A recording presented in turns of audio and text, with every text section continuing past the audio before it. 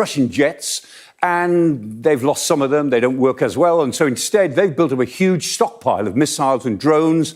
And they include the Shahed 136 that we've seen much of in Ukraine, the Imad, the Khorram Shah, big missile, but this one, the Fatah.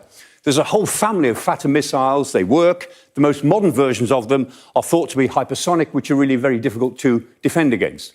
In total, it's estimated that the Iranians may have 3,000 of these ballistic missiles. Most estimates would say it's probably nearer 2,000, but undoubtedly they have a lot of them, and they could keep throwing them at Israel over the coming days and weeks if they chose to do that. And Israel claims that Iran was building up the capacity to manufacture 300 ballistic missiles a month.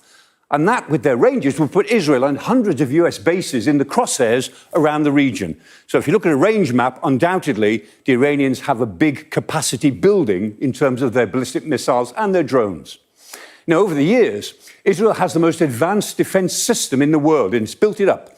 And it's getting support from United States assets in the region. And that system, most people call it the Iron Dome, but Iron Dome is only one type of missile. So there's the Iron Dome missile itself, there's David Sling, which is a high-altitude, short-range, very fast missile, and there's the Arrow 3. Probably the best of the whole bit is the Arrow 3. That probably works the best of all.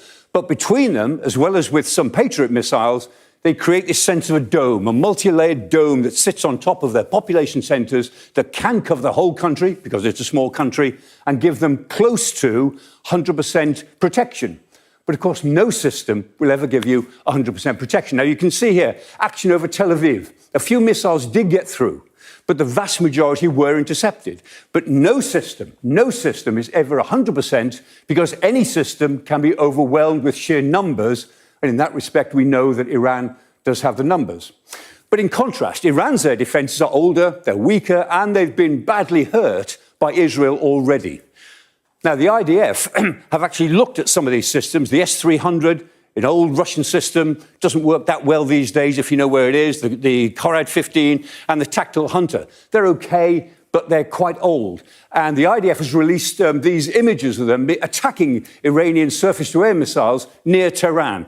And there they are. If they can spot them, they can destroy them. They've got enough intelligence to know where they are, even those which are mobile, like the S-300.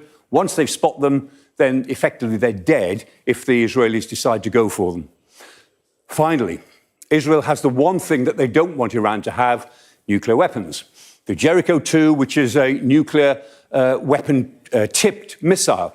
The Israelis will never confirm or deny whether they have nuclear weapons, and they deny that they are running a nuclear program in this way, but we all know that they are. They have the Jericho 2, it is nuclear. The Iranians would love to have what the Israelis have had for years. And in response to these attacks, the Iranians talk a very good game. They talk big, and they can certainly hurt Israel. But in a war of the skies, which this is going to be for some time yet, Tel Aviv certainly has the upper hand.